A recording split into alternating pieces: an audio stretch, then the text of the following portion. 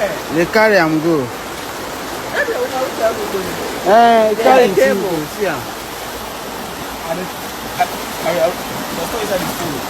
Carry the stop. They carry the table go.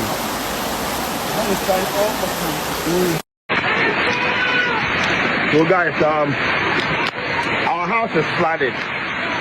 Our house is flooded. So where did I go? Yeah, one I don't know.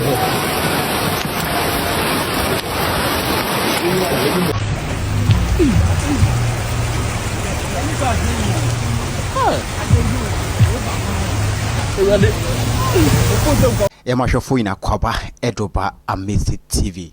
This video is a wake-up call for Ghana, and this video is a wake-up call for John Dramani Mahama. A president is a president. Anything about Kabia air finer. If say John Dramani Mahama must wake up now upon this video. Minia, Minoka say Andra in so toy. Yakasa so toy and so toy. Beginning no, in so near say talk and talk a ring. Minia any James boom. In so toy and kasankas. Yakas so atwa. In so too much. Now so ni toti yano emun sem anase so ni gusu etono emun sem ene do so ni se Ghana de in so to a na iri afaye ba first na so to a woni mebi yiri fa kaneshi first light odo na what I say kaswa lane so na nkin so yiri afa ba nde in so na eto ndro no minia eye wake up call e de magana en yiri amfa kaneshi en yiri amfa first light na bebi en so ni to yiri fa e Adenta minia Adenta real estate Masa, in so ne yirafa Adenta real estate for ina. Adenta Lakeside. First nan ken so to Adenta Lakeside is Legon. In so yirin phone. But in so way a turn no a wake up call. Because in so ne to no a kwesika phone mum dem e me hia phone ye dama ya sumdwe. Hey, God is wonderful. Me say Endra Adenta for real estate phone. Omanda. Obi en who also to me die. Owa Adenta also to me dama na sumi train and dra. Oboa odan chance so ma de chi no. Inso yiri fa Adenta foina. Na first of all, obi o de buy Kojo Shedding, aka Sheddingo Studios. Minua endu inso yiri fa Kojo Shedding mu fie hoina. Kojo Shedding ni dem inso yiri fa Kojo Shedding e fie ni na flooded. Fully flooded. Inso yiri fa Kojo Shedding fie. Ho and social media for so okay. Since we for Kojo Shedding not ne dia ba de. If see so ye de ba. Then we be wan say we de ne dia ba met Adenta, we say we de ne dia ba met Lakeside. So guys, our house is flooded. Our house is flooded. So where did I go? Yeah, one I don't know.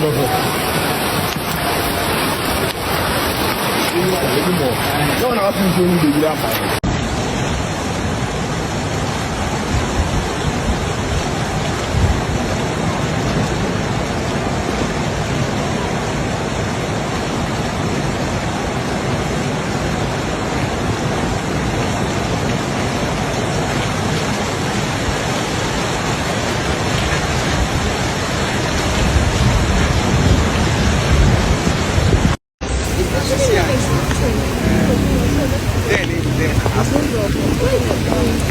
have no idea. This is dangerous.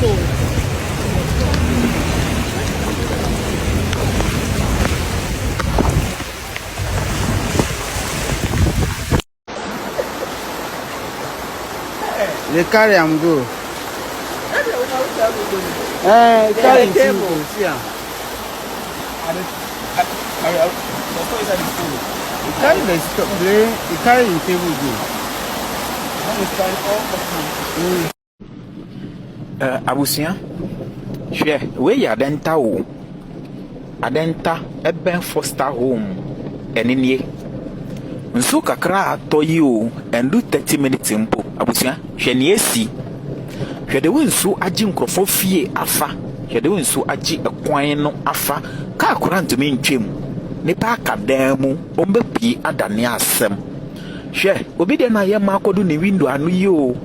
Nti ni o hye dan mu no o ye safe ana. Ni ma eye safe ni japade eye safe ana. Anti ye betwe ama we nso e de asem aba nipa ewu na ye beka se nadmo embra embehwe ana. Na nadmo nankasa kura omedwuma ni dan wo oman no mo. Ghana Fire Service Mwejuma anything. Ghana Police Service Mwejuma anything. Ministry of Roads and Highway me pamucha wo Mwejuma anything. Ewo my. This is my area when it rains. River Jordan. Hey, this is very, very, very bad. This is my area when it rains. And it's one of the reasons why I don't like it when it rains at all. Wow, oh my God. I have to sleep upstairs. I will not get down. God. This is so serious. What? Oh, dabby.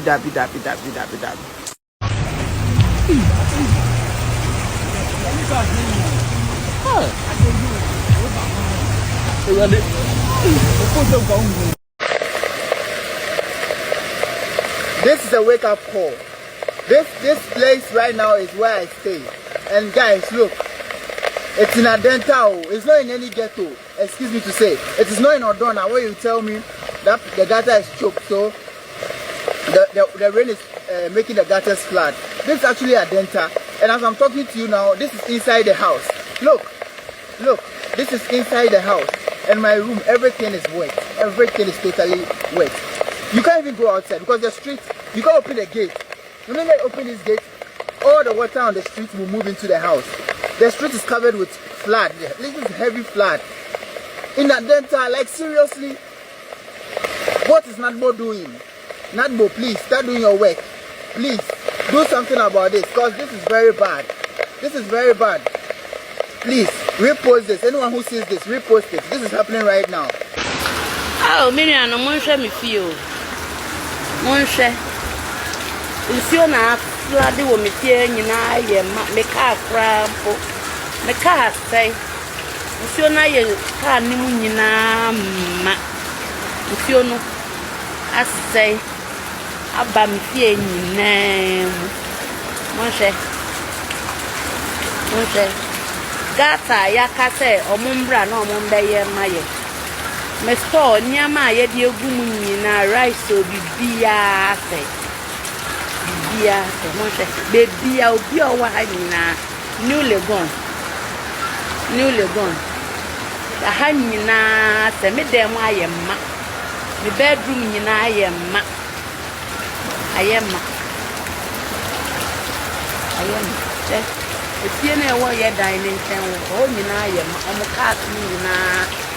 Inso ni yiriya mana pawe for report from DC or Adenta H.S.Ndra in Pamiensa in the Wu Adenta mienu ewu Lakeside in Kwala inso ni yiri fa omuma umenye bebi nchina nkwala be den cars ejapade na ufi e kan se amasama bade ya unim dada se inso to hwa de wa kwan ye no amasama na nkwan inso agi kwan na fa what I say a yira for that side nina obi anya no ba bi mfa menua this is a wake up call for Ghanaians.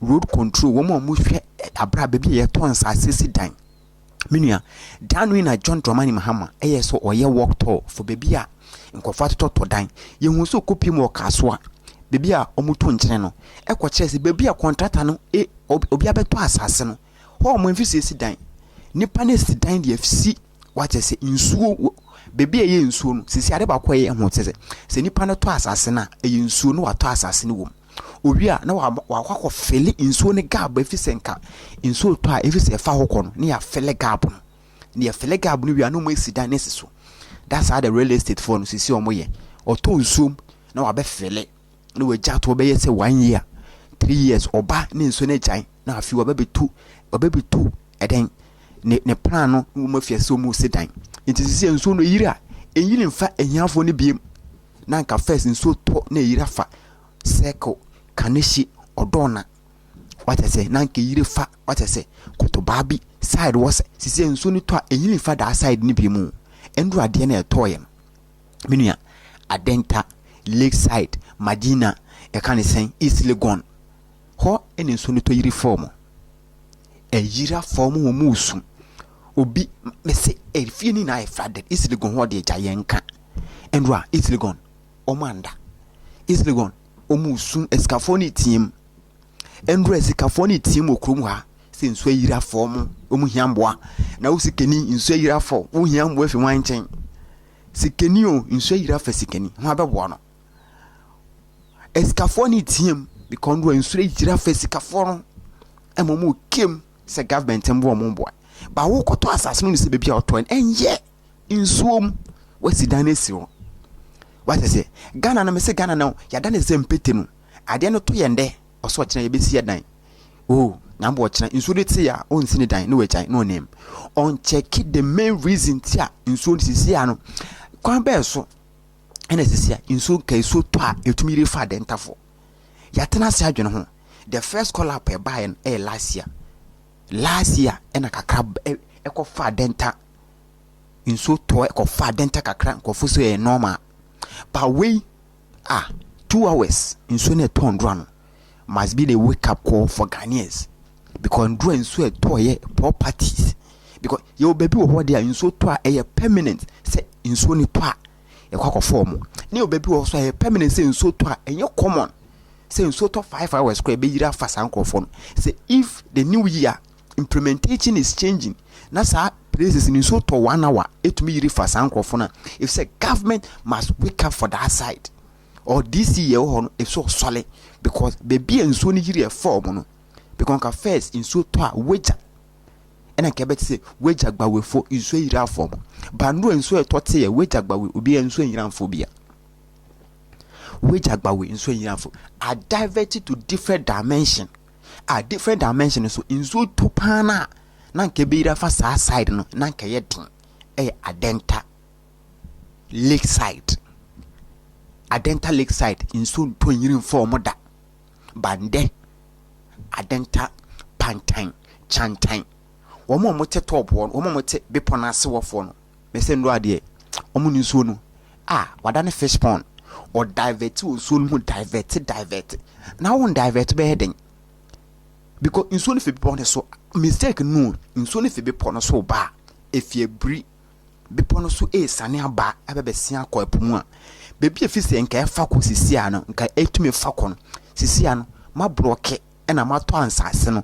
ena ma cover so ena mo sidan what is yemfa yie ntu bebi ayeta bebi anka nsuo to a etumi fa ko no sisia sikafo na to ansase ni na afele nsuo ne part no ena mo sisi mo dan yesiso eskafo mo ncheketwe yenya government bi buy eden sase cheche ne busuafo inti sisia no nsuo to a ebeyira fa sankrofo no efsa mo te aze mo pa muntu mo ntu dia ebeyira fa mo de bia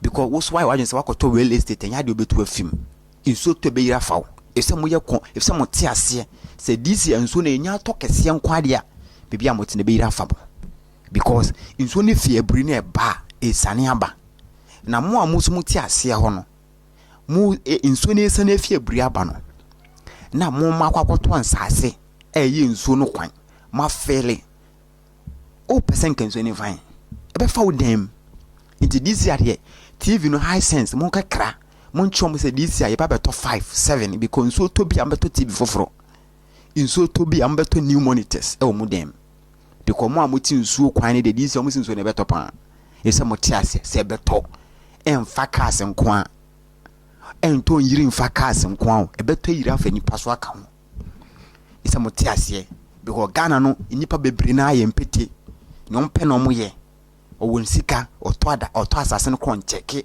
se wakoto wonsuom asase na wakoto yesi nsuo ho ento o se mepe to ma me ha na mepe ade ba kono no ha na mepe no ene ha esisi ano and we don't have any proper measured control be any ho I just be any panisi dan or on stop work we ba be stop work na bo ade ba kono no or stop work ne bo ho ade chi na oba na wabejiska na okọ stop work na ebo ho oba na wabejiska na okọ na ma pa stop work no mo to aso esi inti ade chi ne nso to se wim na afa edan na but this thing must be a wake up call for Ghanaians as I stated because if the president of Ghana se baby ankofo ato esi dan ye say if the president of Ghana John Dramani Mahama actually say Ghana enya do be disappointed Ghanaians dia this must be a wake up call ye we time bi ho a baby esinefsi ye bugu even if it's a real estate cry if see to me bugu ne nso etuma fa because endra videos no ene etwa gu no Adenta Lakeside Pantang minua o man fa no trotro that side am fa no trotro endra o mu die mia o mu ti bi hwiaye insu akomu dem o mu nya bepinda what I say enda me wana me madam frame me I missed be hwe be boam na me yimi na me madam me yale insu akira fa de dem na o ko rent me ka che be bia wo koi insu to ha adwen o se hwana me pe hwana me pe inde insu yira fa ne dan o fre o se me pe boy se man umbe yi dan ni mu insu yira fa ne dan ne ka akra na o park siwo o fa boat de ko adwuma inde o park ne cars wo no de ko adwuma o ba ye baby a wo ko rent madam enye insu be yira fa me nua no mo hwe me fio mo hwe de o kim insu na aflade wo me tie nyina ye ma me ka akra mpo me ka say insu na ye ka ni mu nyina ma insu no already we become na say aba me fie nyina oh no most you must be calm because ndra insu ka come to we is a month we see gata ya ka say omumbra na omumbe ye maye what is me store nyama ye de egu na rice obibia June July yeah baby obi o wa nyina new Legon new Legon it's a wake up call ha nyina se me dem aye ma to say na bedroom nyina aye ma ha ne to ne aye ma be rafa na mo da dam ko so aye ma ti mo be tu afi mo location ne wo ye dan ne o nyina aye ma pinten kwa de this year mo beti bi because baby at this year ejiri family location e fa our house is flooded. Our house is because the area family so we the very risky yeah kwa na ejira I don't know what is here shashi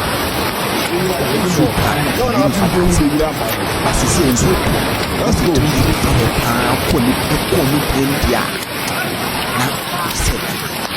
red control for you to me sorry it me tre se baby a nso ne fi se fa ba no entumi mfa ho ye siden abroke enti mama yin ye bibi mfa ho se yin ya nko tiprenko an wake up an kire se baby we na moye no embo ho man no ebe ma de bia nso to aye ti ho den every time yin so beto bia de Ghana ye trane because flatten it taking charge ameno ka se ndru akakra ye to yi sad news inipa 3 Adenta 2 Lakeside nkwala omafim omatona nanom won said because of the bad drainage system Ghana ye won ntin so tope na ye tintempen ye tem empenten kwa na ye mba ye nananom ye nuanom ketoa epre wona we pani ne nso to betuma nya baby akoko gina na akwala na nsu ato a light senses so den obeye empenten kwa na nkwala na bete areho na nkwala bete say if the government are ready to help the Ghanaians, this is the time. This first one if say example because Pastor boys and going to me you got him every month Biana boys you got him you be you got me yeah but in so die na ade ye ni na ne ye pen ye na Pastor boys na ebre eje amonim eji got him omuhwia den no benya ye wia ye youth na ne say twom achi e twom ntempen empenten kwa edi omantem so omko ye adwuma foforo bankola be yi got him fenela so omko ye ewo Legon what I say ko yi got him ma wo de maya mu na be boaye ndu enso to e bisa say yiri fo ho a eyila mfa ho enyi the latest one come koye nationalism park in kenso to a etumi yiri fa eye the ark ne hunina boys ko yi gota ne mu yina ndu enso to bisa so obi the video bi ba to abonten ai won nationalism park say nso yira fa nationalism park wana amfa ho nti yensole yemboaboa ne ntumi nti gotem yemboa na boys na adwuma mo ye ne ntumi nkoso enya saade a bebi a this location na nso yiri na fa no be man nkrofo bi eti apene atie nso adi areho This is what is training. Don't forget to be a part of the family. Subscribe, like, and share. When you drop any video, be the part of the family. But big shout out to Kojo Sede, my own boss. Minister Yakopo Adom. Na hoye indu ensu amfano. Insu ne yi fa ne dan. Bansu amfano. Nte ye den obe fese na waba back. But boss kasabi because indra insu to map out them because who baby a wono 4 years insu to mba wood gate and poda. Necessary to me to ba with the media. It's all do na from echere. The where the source. Kwa insu to me fa eba Adenta. This is a message to you. This is a wake up call for everyone to support